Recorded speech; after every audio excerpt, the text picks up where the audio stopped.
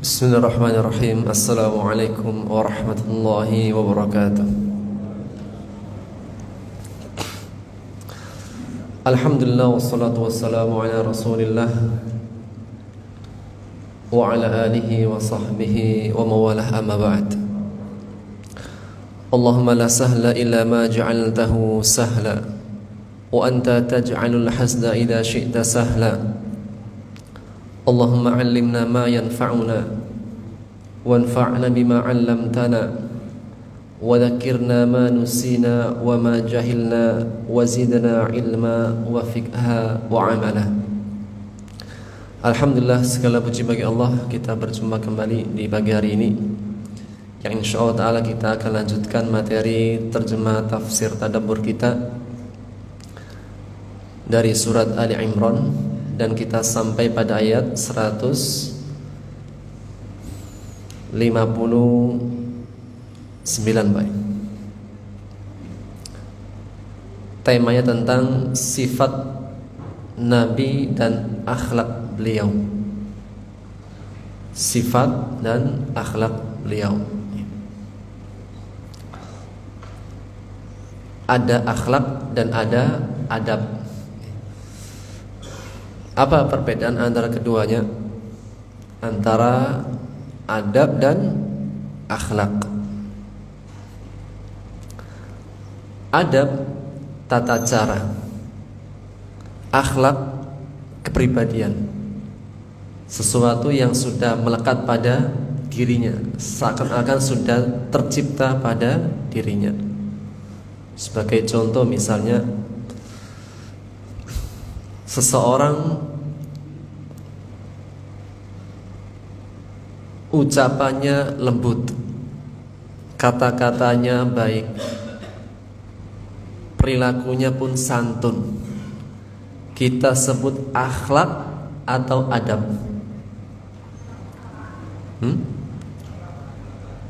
Akhlak, karena sudah menjadi kepribadian dirinya, membentuk karakter dirinya. Baik. Kita makan dengan tangan kanan, mengucapkan bismillah di awal makan. Ketika makan bersama-sama, kita mengambil yang paling dekat. Selesai makan, alhamdulillah. Akhlak makan atau adab makan? Adab. Sehingga kalau adab adalah tata cara, kalau akhlak kepribadian, sesuatu yang sudah membentuk menjadi karakter dirinya. Taib. Kita akan terjemahkan di ayat 159 ya. Kita akan mengenal siapa Nabi kita. Kita ketahui Nabi kita adalah Nabi Muhammad sallallahu alaihi wasallam. Bagaimana sifat beliau, bagaimana akhlak beliau kepada umatnya. Baik, kita baca kosakata terlebih dahulu. Bismillah. Lintah, artinya kamu berlaku lembut.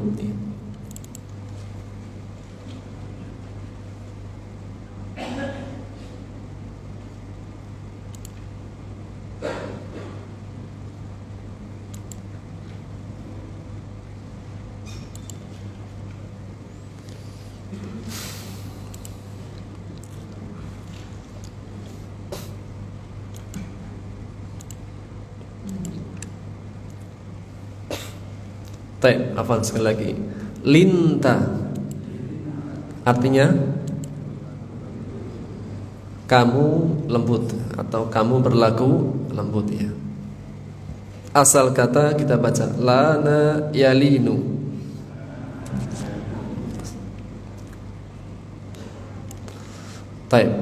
Fadbon.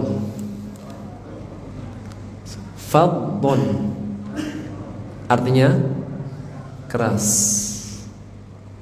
Ghalidhon artinya kasar. Apa bedanya Pak? Keras sama kasar?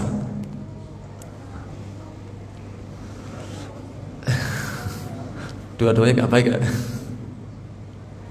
Fadhon lebih pada ucapan, ghalidhon hati. Jadi kalau fadhon, kalau lisan keras apa kasar? Lisan.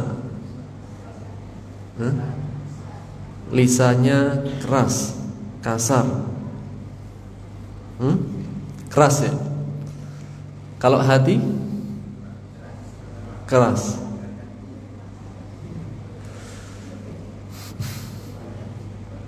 Yang pasti ya, fadhon dalam tafsirnya, fadhon itu ucapannya. Kalau ghalid hatinya. Jadi, mau diterjemahkan keras atau kasar, kalau fadhon lisannya yang kasar, keras. Kalau ghalid hati.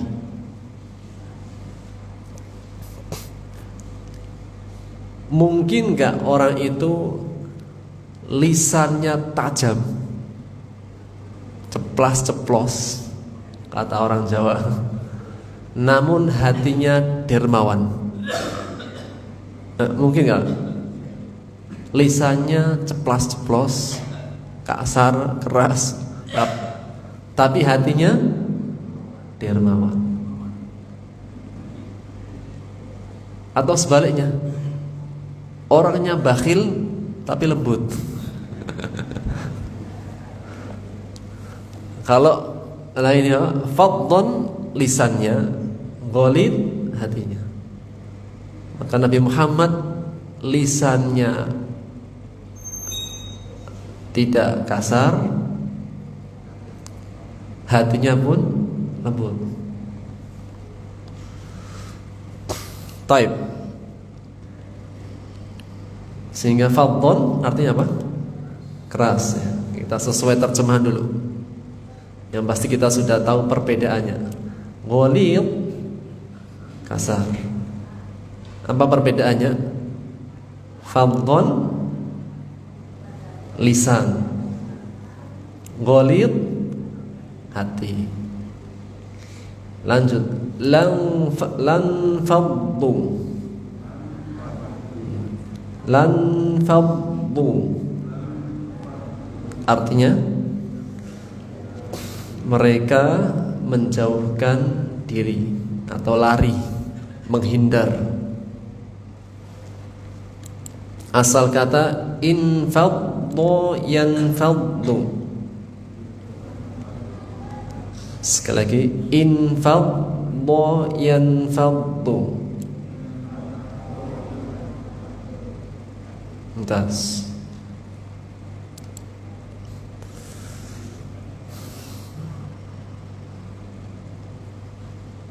Baik. Ghaliba artinya yang mengalahkan, al-ghalib yang mengalahkan. Yakhdhulkum artinya membiarkan kalian, yaitu tidak menolong, tidak membantu, namanya takhaddul, khadul. Baik, kita mulai terjemahannya. Bismillah di ayat 159. Kita akan mengenal sifat kepribadian Nabi kita, Nabi Muhammad sallallahu alaihi wasallam. Fa maka, bi dengan, namun ba di sini namanya ba sababiyah, karena berkat.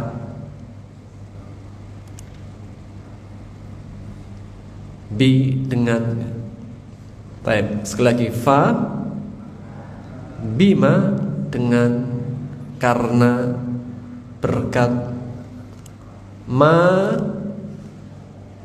Ma di sini ma harfun zaid silah, huruf tambahan sebagai penguat yang memberi makna silah, kata sambung.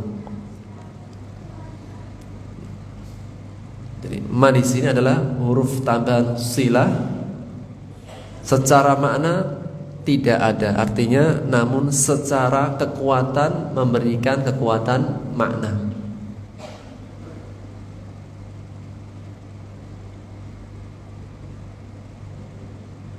Baik, rahmah artinya rahmat. Fa bima rahmah, maka dengan, karena berkat rahmat. Manya tidak perlu terjemahkan karena zaid, hanya sebagai apa? Penguat arti. Minallah lintalahum. Linta tadi kamu berlaku lembut.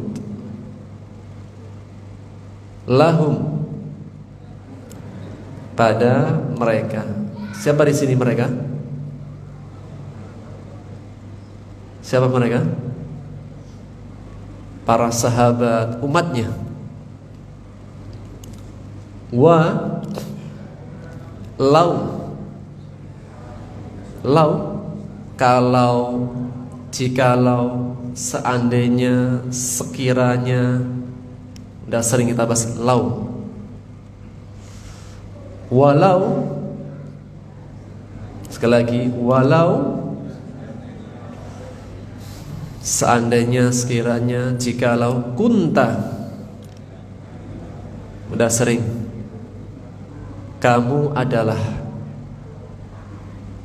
kamu menjadi.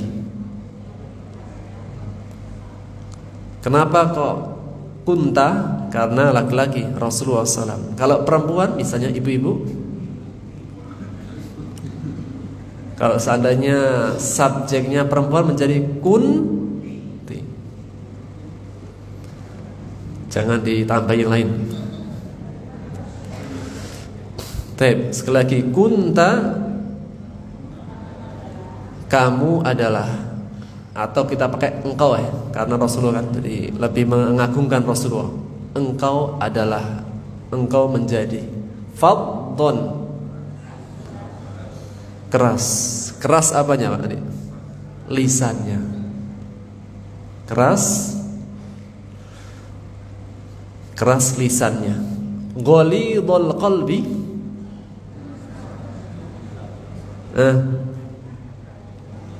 kasar hatinya. Kalau fadhon, keras lisannya, perbuatannya. Ghalidhul qalbi, keras hatinya. Mau keras kasar, yang pasti apa? Fadhon, lisannya, perbuatannya. Ghalidh, hati. Sekali lagi, walau kunta fadhon ghalidhal qalb,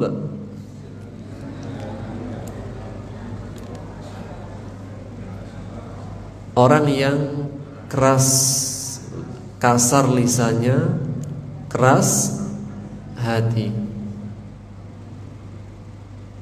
Lan, lah, huruf taukid, sungguh, benar-benar, sungguh, benar-benar. Infaddu tadi, mereka lari, menjauh. Min haulik, min dari haulika, sekitarmu, atau dari dirimu. Haul artinya adalah sekitar atau dekat darimu. Fa, maka u'fu, afwan. Afwan artinya maafkanlah. Ini fi'il amr. Fa'fu anhum, maka u'fu, maafkanlah, hum, mereka. Fa'fu pasti setelahnya an. sehingga an di sini satu paket dengan afa ya'fu an. Taib, sekali lagi, fa'fu anhum, maka maafkanlah mereka. Wa istaghfir, mohonkanlah ampun. Lahum, untuk mereka. Wa syawir,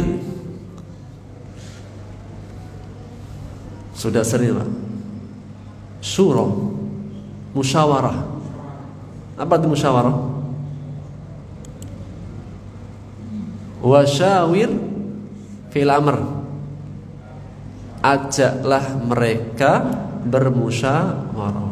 Wa syawirhum, dan ajaklah mereka bermusyawarah atau bermusyawarahlah dengan mereka fil amri, dalam urusan.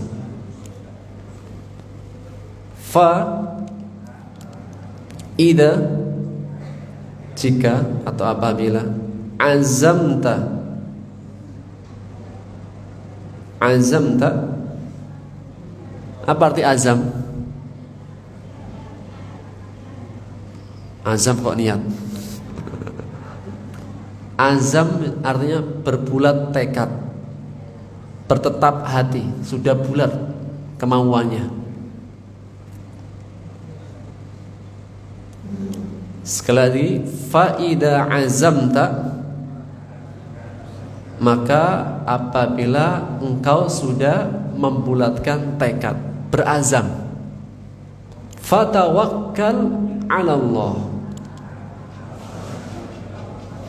maka bertawakallah kepada Allah. Innallaha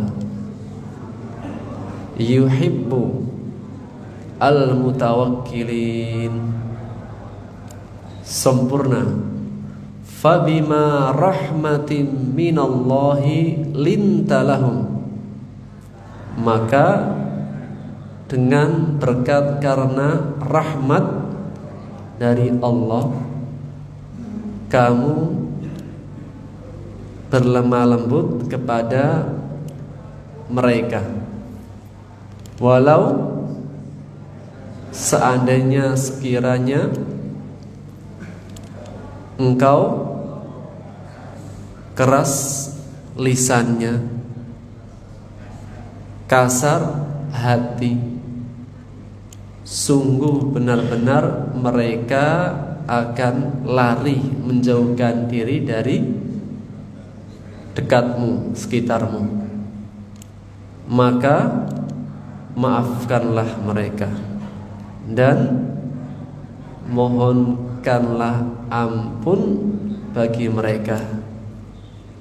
Wa ajaklah mereka bermusyawarah atau bermusyawarahlah dengan mereka di dalam urusan. Maka apabila engkau berazam, berbulat tekad, membulatkan azam, maka bertawakallah kepada Allah. Sesungguhnya Allah mencintai orang-orang yang bertawakal.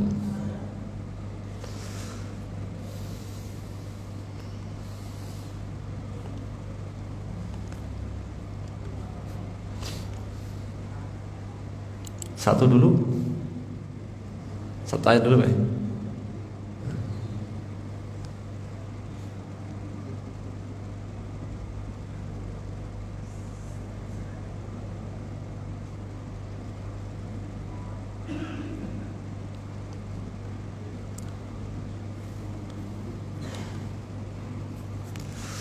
Taib. Kita ambil satu ayat dulu ya. Nanti kalau kurang kita tambahkan. Bismillahirrahmanirrahim. Surat Ali Imran dari ayat 159. Dan ayat sebelumnya maupun setelahnya masih berkaitan dengan ayat-ayat pada peristiwa perang Uhud. Masih konteksnya tentang perang Uhud. Yang ayat sebelumnya Allah Subhanahu wa taala melarang orang-orang beriman agar mereka tidak menjadi seperti orang-orang kafir, yaitu memiliki keserupaan, bertasyabbuh menyerupai sifat-sifat orang kafir. Apa sifat-sifat orang kafir? Sifat orang kafir dan munafik, mereka menganggap dan meyakini siapa orang yang keluar rumah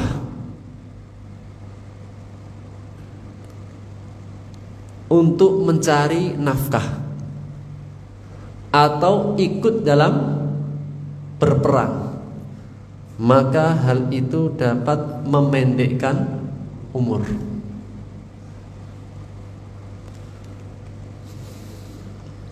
Idza dharabu fil ardi aw kanu ghuzza, jika mereka melakukan perjalanan di bumi, yaitu mencari ma'isyah, menjelajah ke bumi, atau mereka ikut berperang, hal itu dapat memendekkan umur.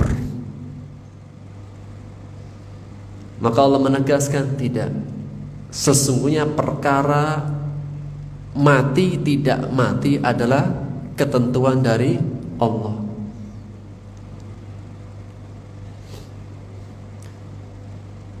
Dan inilah keyakinan orang beriman. Segala sesuatu yang telah Allah gariskan tidak akan meleset. Segala sesuatu yang tidak Allah gariskan tidak akan menimpa. Apakah setiap orang yang ikut berperang pasti akan mati? Belum tentu. Seperti Khalid ibn Walid, beliau ingin mati syahid, setiap perang ikut, namun tidak pernah mati di medan perang dan matinya di atas kasur. Apakah setiap orang yang menjelajah mencari karunia Allah di negeri jiran, negeri yang lain, apakah pasti kembali hanya tinggal nama? Belum tentu. Terkadang yang di rumah saja lebih dahulu.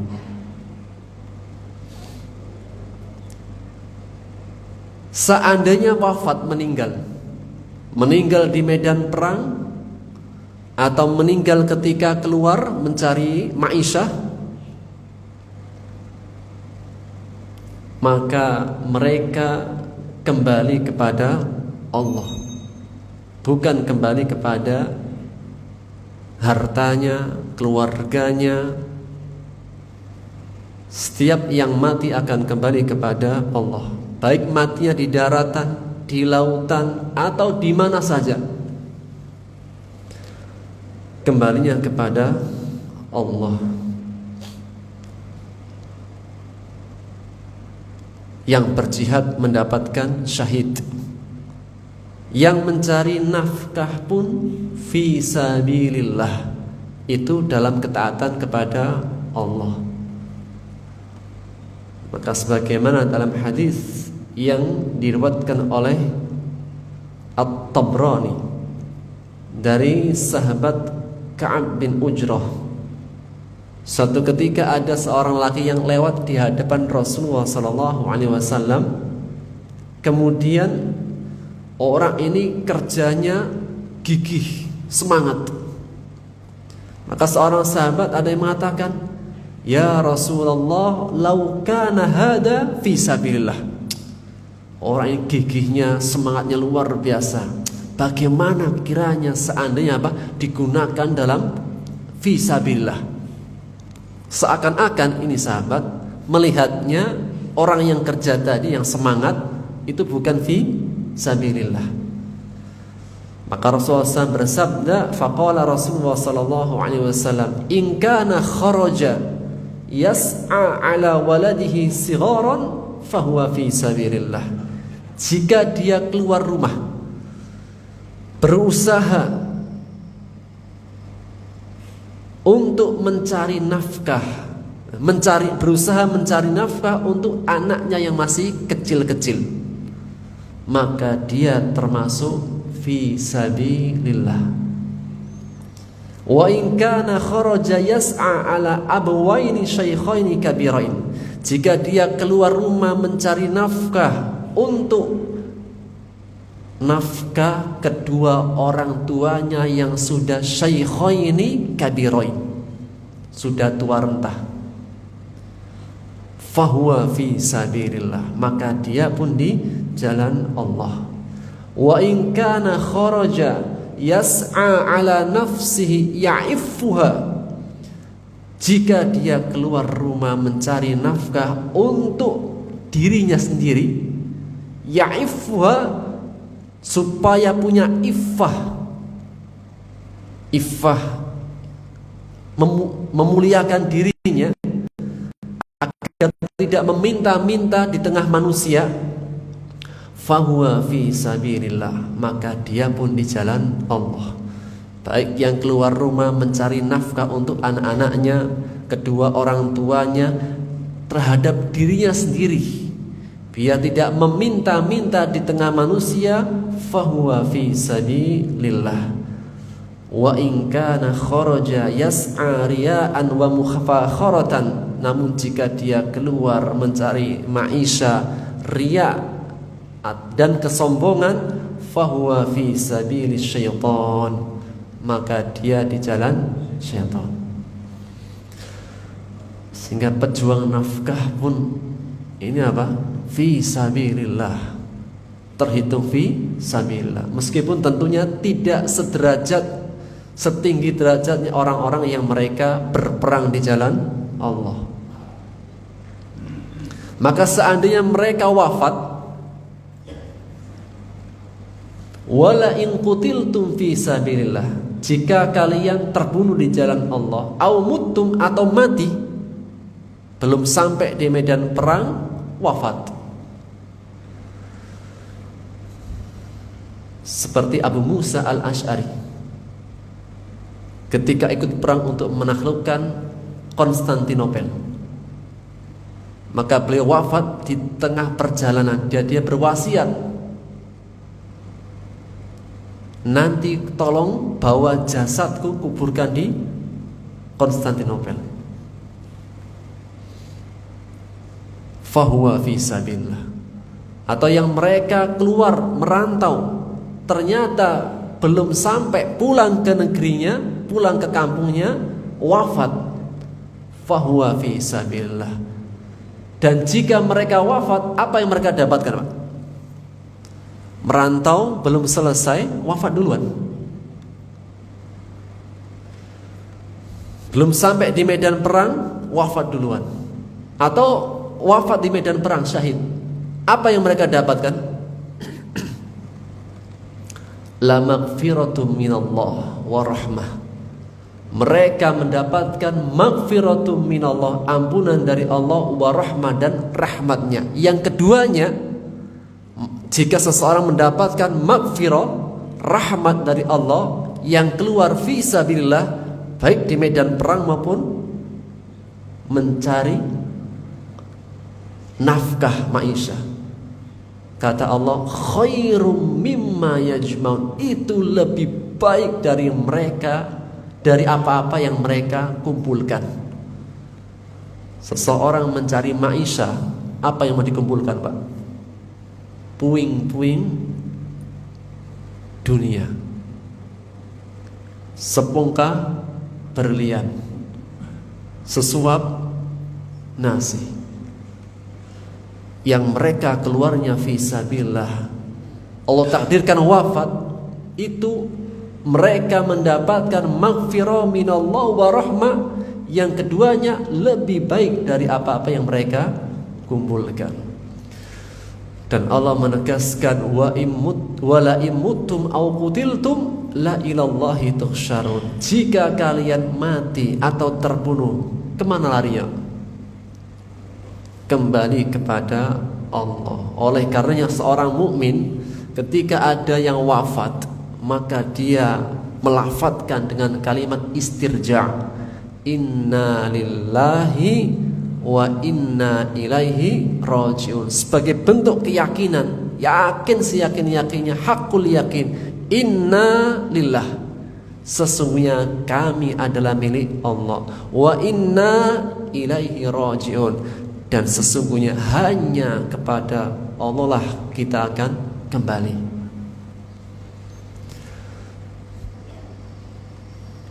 Dan seseorang ketika kembali kepada Allah, kata seorang Badui,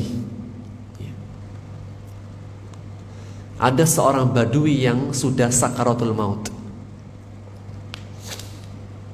Ketika dikunjungi, maka orang-orang mengatakan, innaka satamut, sesungguhnya hai fulan, engkau tidak lama akan mati. Sudah kelihatan sakaratul maut. Maka dia mengatakan, dan orang Badui mengatakan dengan polos, apa adanya, wa aina yudhabu bi, jika aku wafat mati, kemana aku akan pergi? Qalu, orang-orang sekitar yang mengatakan, ilallahi azza wa jal, akan kembali kepada Allah. Maka dia mengatakan, fama ajmalal mauta wa ma ajmala liqa Allah, jika aku wafat kembali kepada Allah, itulah kematian yang terbaik, perpisahan yang terbaik, dan perjumpaan yang paling terindah dalam hidup. Jadi kematian bagi seorang mukmin adalah perjumpaan yang terindah dengan Rabb-nya. Dan itulah makna husnudzon billah, berbaik sangka kepada Allah. Karena barang siapa yang mencintai seseorang, pasti dia selalu berbaik sangka. Kalau kita punya pasangan, Pak, pasangan itu kita sayangi, kita cintai, apapun yang dilakukan, insya Allah, Pak, itu baik. Kapan orang itu banyak berburuk sangka kepada seseorang? Ketika tidak suka. Sehingga ada sebuah istilah, gajah di depan mata tidak kelihatan, namun semut yang ada di seberang lautan nampak begitu jelas. Namun seseorang yang mencintai, dia akan senantiasa berhusnudzon. Siapa yang memecahkan piringnya? Istrinya misalnya. Enggak sengaja, piring satu mah nanti belikan satu lusin. Nah, itu apa? Husnudzon kepada seseorang yang dicintai. Baik. Berikutnya ayat tentang sifat Nabi dan akhlak beliau. Pak, kenapa di sela-sela ayat-ayat tentang perang Uhud diselipkan tentang sifat beliau?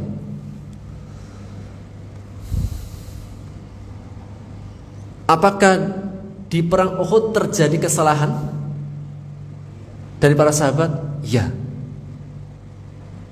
Di perang Uhud ada gak sesuatu yang kalau kita rasakan ada sedikit yang mengesalkan?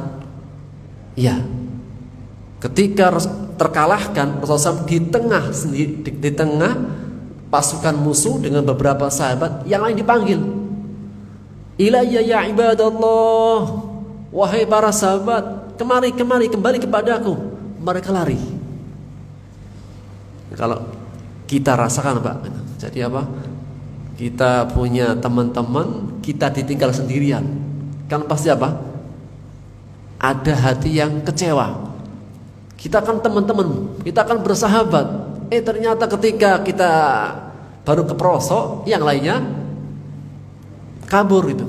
Misal, Pak, jalan-jalan bareng, yang suka jalan-jalan atau goes bareng, kemudian sepedanya temannya ada yang qadarullah, Pak, banyak meletus di jalan, yang lainnya lewat saja. Kira-kira ada gak hati ini, Pak? Ya. Untuk kita jalan bareng-bareng, kemudian ada yang kakinya kram, ternyata, Pak, ditinggal. Ada hati kesal? Sedikit atau banyak? Ya, sedikit atau banyak yang pasti ada.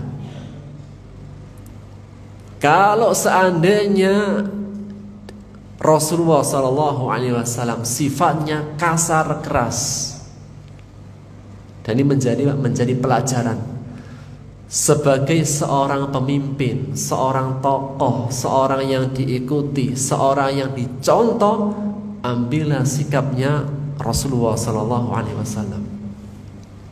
Seorang ustadz kepada muridnya, seorang tokoh kepada seorang pemimpin kepada rakyatnya. Apa akhlak Rasulullah SAW? Fabima rahmatin minallah lintalahum. Maka dengan rahmat, karena rahmat dari Allah, lintalahum, engkau berlemah lembut kepada mereka. Allah Subhanahu wa taala menegaskan, menunjukkan pesan ini kepada Rasulullah SAW. Allah memberikan kepada diri Rasulullah SAW sifat yang rahmah. Rasulullah SAW adalah seorang nabi, rasul, pemimpin, seseorang yang dijadikan sebagai panutan. Sifat pertama adalah rahmah, kasih sayang. Di ayat yang lain Allah menegaskan bil mu'minina raufur rahim. Dalam surat At-Taubah, laqad surat At-Taubah di ayat 128. Laqad ja'akum rasulun min anfusikum. Sungguh telah datang pada kalian seorang rasul. Rasul ini dari kalian sendiri, yaitu dari orang Arab, orang Quraisy, atau dari kalian sendiri, dari bangsa manusia. Apa sifat beliau? Azizun alaihi ma'anitum, sangat berat hati, hatinya menangis jika umatnya tertimpa hal yang berat. Hatinya itu berat, menangis jika umatnya itu tertimpa hal yang berat.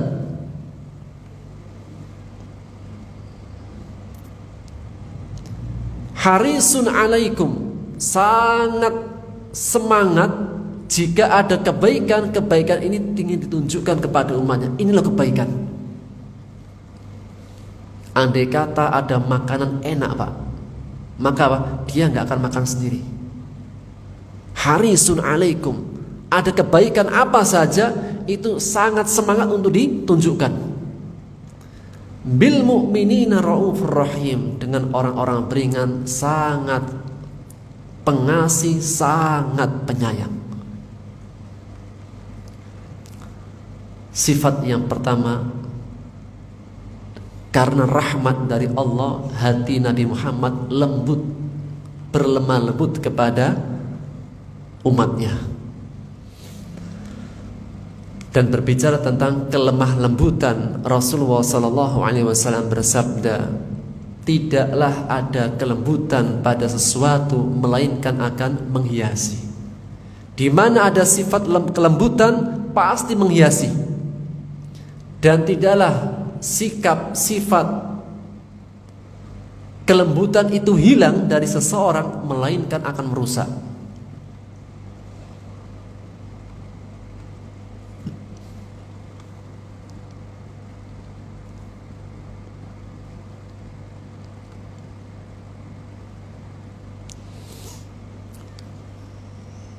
Dan Rasulullah SAW seorang nabi dan rasul yang Allah jadikan beliau adalah seorang yang yatim. Bahkan tidak hanya yatim, kalau bahasa kita yatim piatu. Meskipun itu bukan, tidak ada istilah yatim piatu, yang adalah yatim. Kalau yatim kehilangan bapaknya, kalau yatim piatu bapak dan ibunya. Rasulullah SAW kehilangan seorang bapak ketika masih dalam janin. Kemudian ketika beliau umur 7 tahun juga kehilangan ibunya. Allah jadikan Nabi yang terakhir, Nabi yang keadaan sejak kecilnya berat, masih janin sudah kehilangan bapaknya. Jadi dia belum pernah mendengar kata-kata wahai anakku dari seorang ayahnya sendiri. Ketika kecil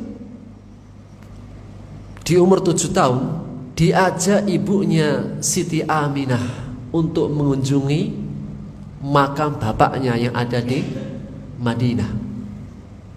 Karena keluarga Rasulullah SAW ada di kota Madinah dari Najjar. Apa tujuannya? Sebagai bentuk wafa. Seorang istri mengunjungi kuburan suaminya sebagai bentuk wafa, berbalas baik, bersetia hati dengan suaminya.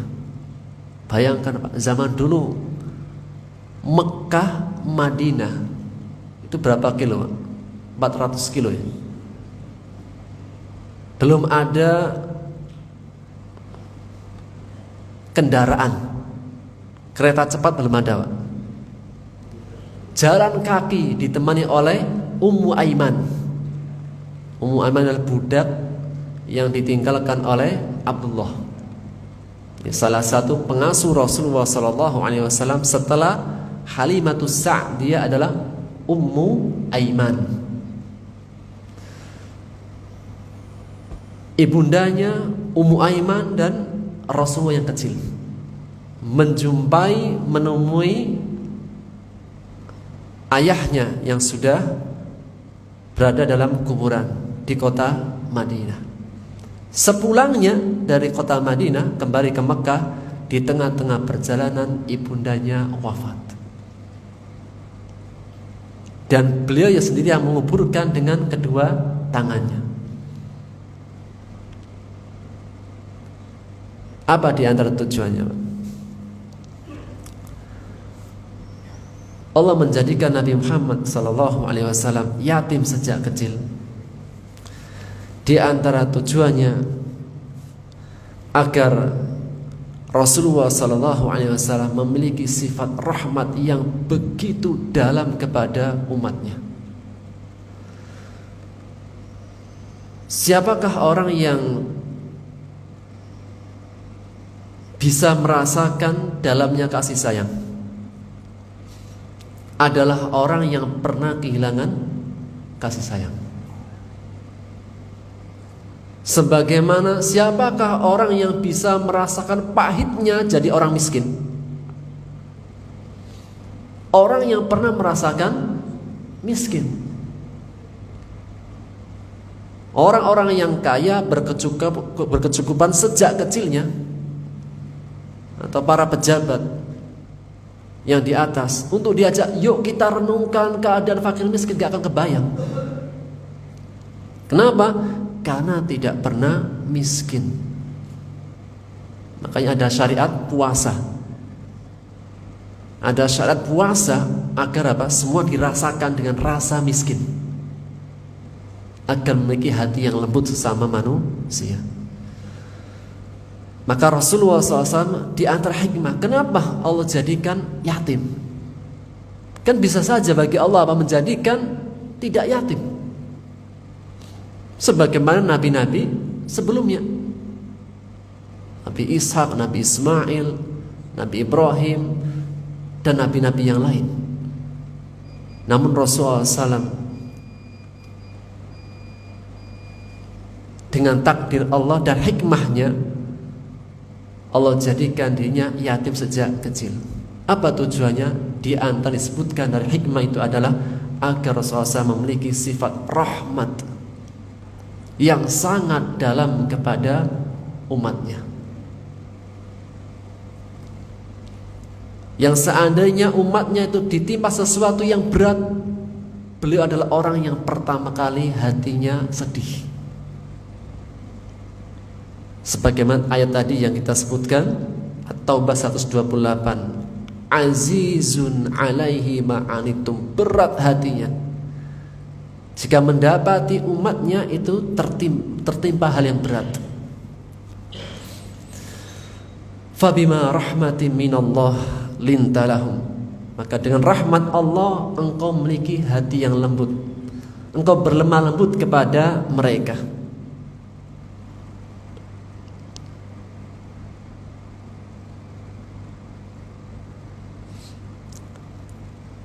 Dan Rasulullah SAW bersabda dari Aisyah radhiyallahu taala anha, ia mengatakan, beliau menegaskan, innallaha amaroni bimudaratin nas. Sesungguhnya Allah memerintahkan kepadaku untuk bersikap lemah lembut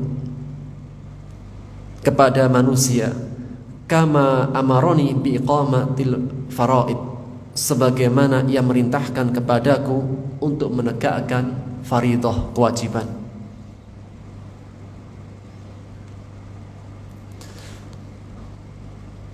Walau kunta faddan, seandainya engkau wahai Muhammad, seandainya, tapi hal ini tidak terjadi. Walau kunta faddan, seandainya engkau adalah faddan, kasar lisannya, ghalidhal qalbi, keras hatinya, lan faddu min haulik, sungguh orang-orang itu akan lari darimu. Bagaimana sekiranya Rasulullah SAW itu ucapannya kasar,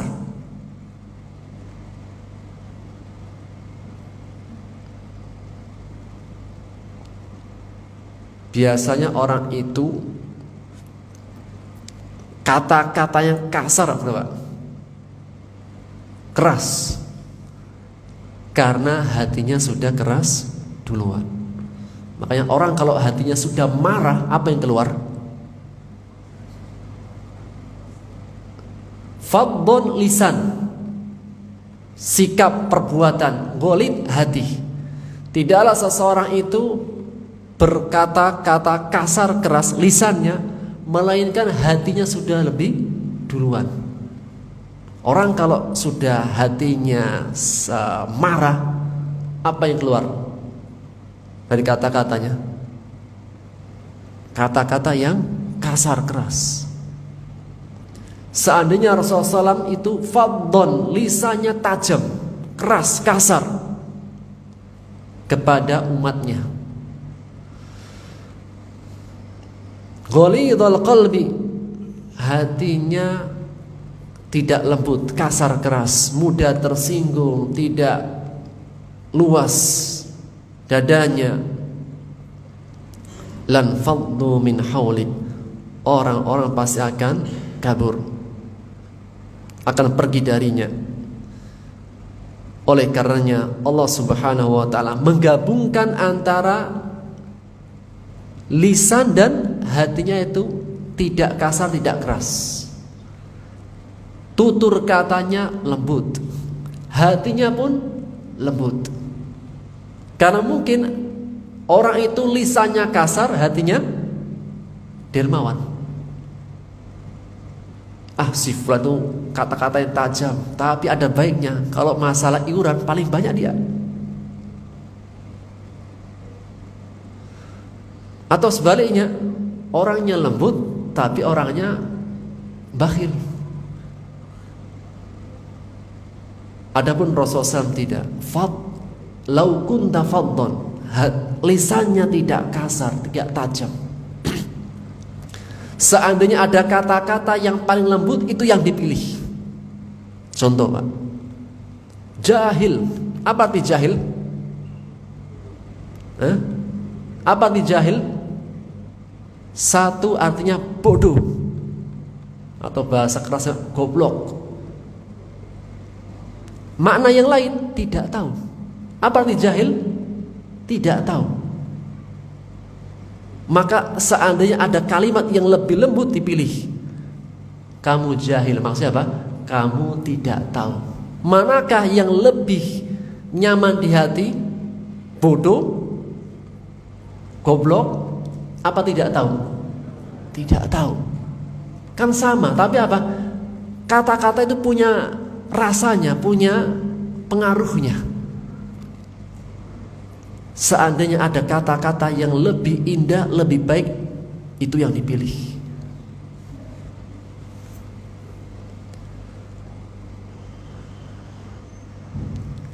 Allah menggabungkan pada diri Rasulullah SAW, lisannya lemah lembut, hatinya pun lemah lembut. Semoga kita semuanya bisa meneladani Rasulullah SAW.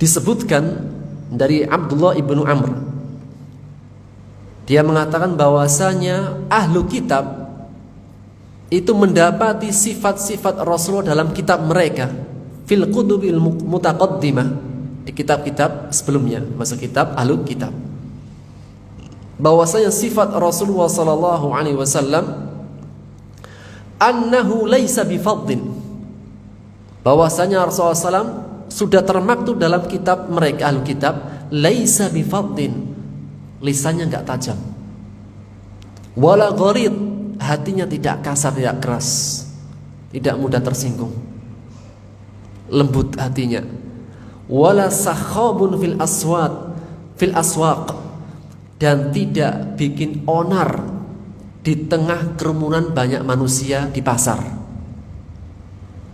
wala yajzi bisayyi'ati sayyi'ah, dan tidak membalas keburukan dengan keburukan yang semisal, walakin ya'fu wa yasfah, akan tapi Rasulullah SAW memaafkan dan berlapang dada.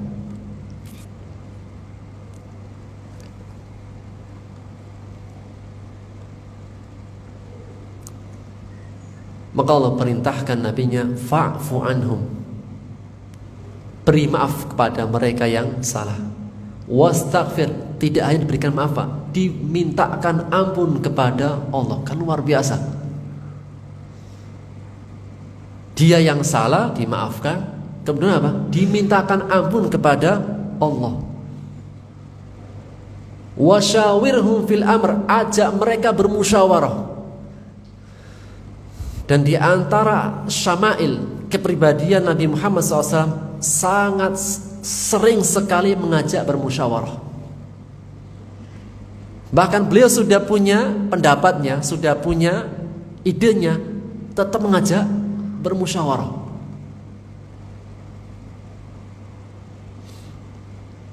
Bukan karena beliau nggak tahu, enggak, beliau adalah orang yang cerdas, orang yang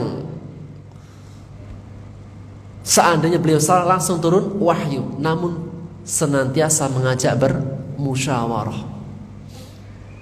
Apa tujuan musyawarah?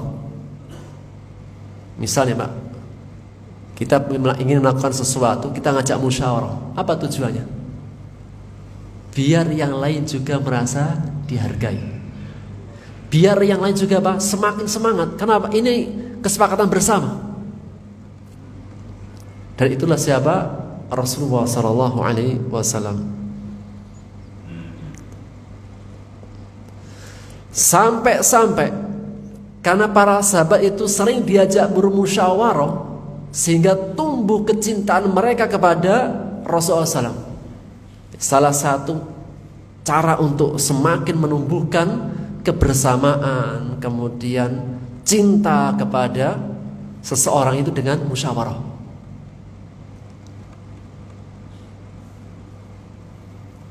Sampai para sahabat, nanti kita sebutkan contoh-contoh dalam bermusyawarah Rasulullah SAW. Sampai para sahabat mengatakan, ya Rasulullah, law ista'radta bina urdal bahr laqata'nahu ma'ak. Cintanya para sahabat kepada Rasulullah. Wahai Rasulullah, seandainya engkau mengajak kami menyeberangi lautan di seberangnya, kami akan menyeberangi bersamamu, membersamaimu. Walau sirta bina ila barqil ghamad la sirna ma'ak. Seandainya engkau mengajak kami untuk menempuh ujung dunia, kami la sirna ma'ak, kami akan berlalu bersamamu. Lautan, daratan yang engkau lalui ya Rasulullah, lasirna ma'ak, kami akan melalui bersamamu. Wala naqulu laka kama qala qaum Musa li Musa. Dan kami tidak akan mengatakan sama sekali seperti perkataan umat Nabi Musa kepada Nabi Musa. Apa itu? Ketika datang perintah berperang, perintah untuk berperang, maka Bani Israel mengatakan kepada Nabi Musa, idhab anta wa rabbuka faqatilah. Wahai Musa, biar yang perang, yang maju di medan perang, kamu sama Tuhanmu saja. Kita tunggu di sini saja menunggu hasil kemenangan. Ini perkataan siapa? Bani Israel kepada Nabi Musa. Diajak berperang untuk merebut kembali negerinya. Idhab anta wa rabbuka faqatila. Biar kamu saja wahai Musa sama Harun sama Tuhanmu. Kami di sini saja. Pokoknya kalau sudah menang, beritahu kami.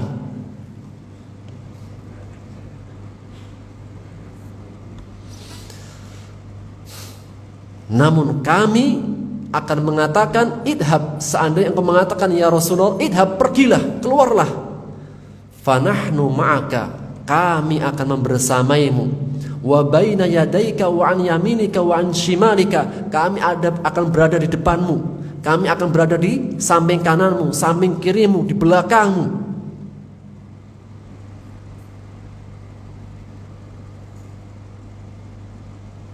Kami akan senantiasa bersama denganmu.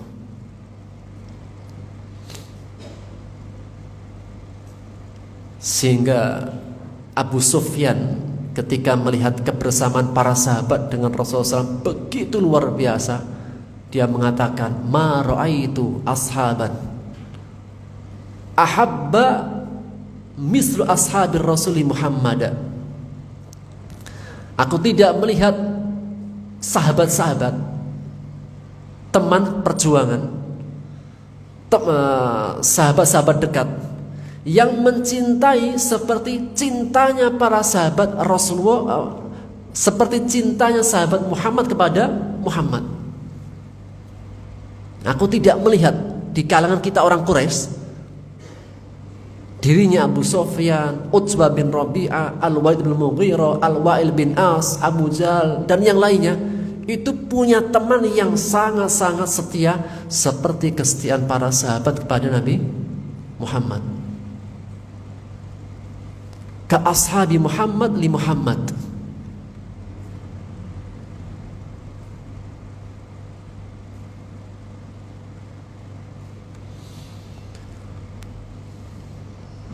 Maka di antara contoh bagaimana Rasulullah SAW sering mengajak bermusyawarah kepada sahabat-sahabat, di antaranya ketika perang Uhud. Perang Uhud itu keputusan terakhir, para sahabat keluar ingin mencegat, ingin menghadang kafilah dagangnya Abu Sufyan. Karena apa? Saat itu suasana perang. Perang itu saling menawan. Maka Rasulullah SAW mengajak mereka bermusyawarah. Kemudian disepakati untuk keluar mengejar pasukan, mengejar kafilahnya Abu Sufyan. Yang kedua, ketika Rasulullah SAW mengajak para sahabat bermusyawarah untuk perang Uhud. Di perang Uhud, apa ide Rasulullah? Berdiam diri di kota Madinah, menyerang dari kota Madinah. Namun setelah musyawarah disepakati, apa sepakat terakhir? Keluar. Kita tunjukkan kehebatan kita, kita tunjukkan keberanian kita. Kita ini adalah pasukan yang terbaik. Khususnya anak-anak muda dan yang belum ikut di perang Badar. Rasulullah SAW sudah punya pendapatnya agar di kota Madinah berdiam diri. Namun apa? Pendapat jumhur disepakati keluar. Akhirnya Rasulullah SAW sudah, kalau sudah disepakati ya sudah. Rasulullah SAW akhirnya apa? Pulang ke rumah memakai pakaian baju perang. Kemudian baru para sahabat datang ke Rasulullah, ya Rasulullah, enggak, kita enggak aja nih. Pokoknya sudah kita serahkan apa pendapatmu lah. Kata Rasulullah, enggak. Maka nali nabiyin idza labisa lam atal harbi ayan zi'aha. Tidak pantas bagi seorang nabi jika sudah memakai baju perang melepasnya kembali. Ini bukan akhlak seorang nabi. Ini bukan nabi. Tapi seorang nabi jika sudah berazam, fatawakkal 'ala Allah.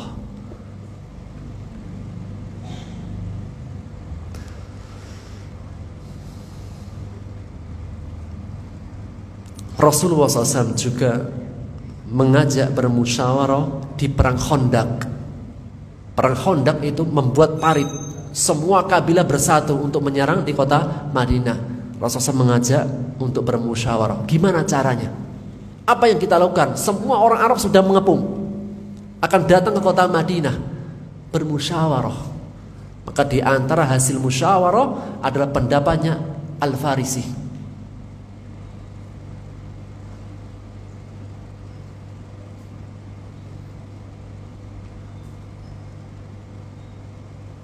Salman Al-Farisi dari negeri Persia. Kata Salman Al-Farisi, pendapatku ya Rasulullah, kalau sudah dikepung maka pilihannya apa? Membuat parit.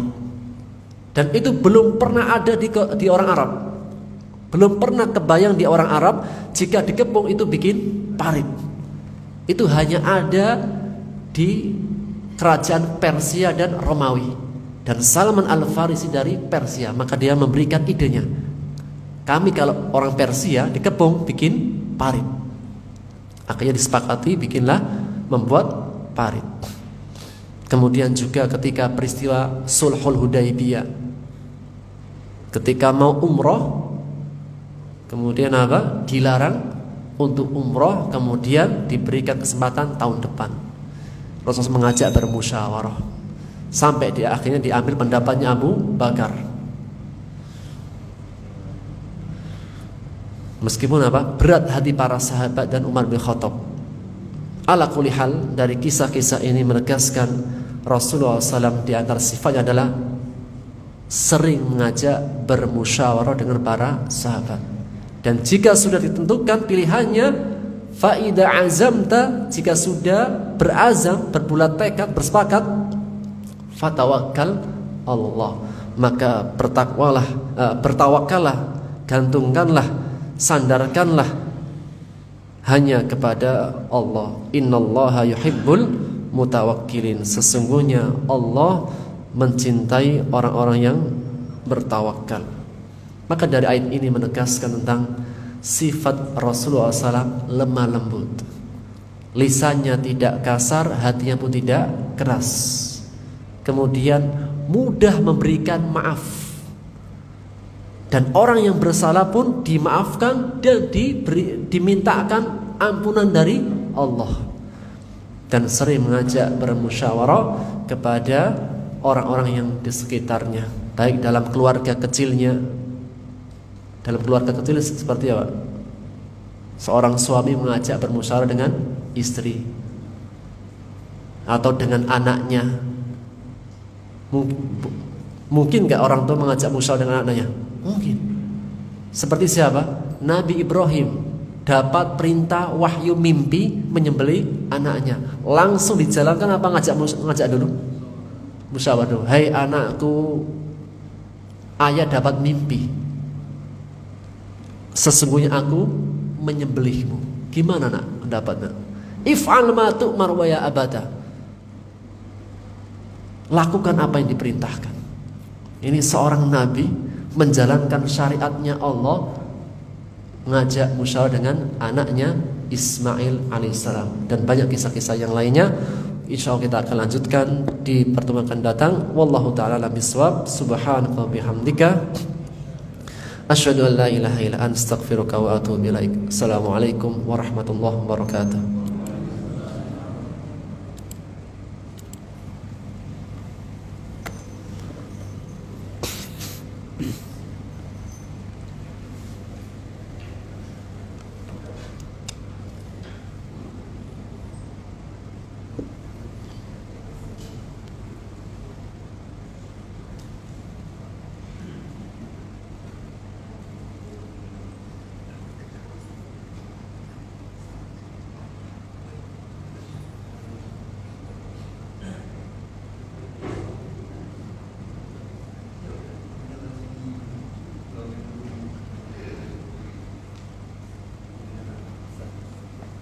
Assalam.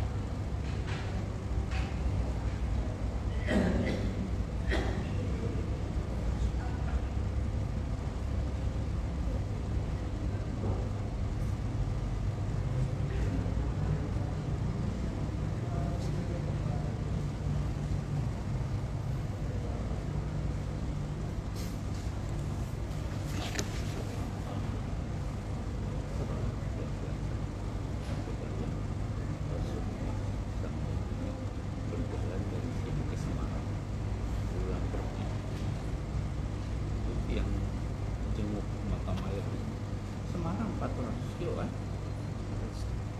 Kita Cirebon kan 200 kiloan. Kita pulau naik terus dari Madinah 4 jam. sini Semarang kan 4 jam. Batang kan? Ini mikir skenario apa? Mau ke blank terus bulog. Nanti ke kafe.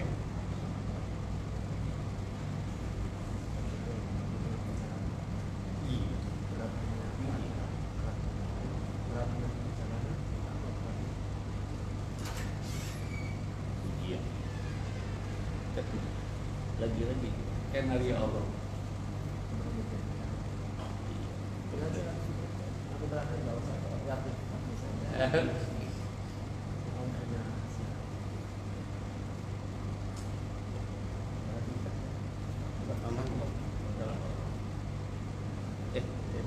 Iya. Kok apa?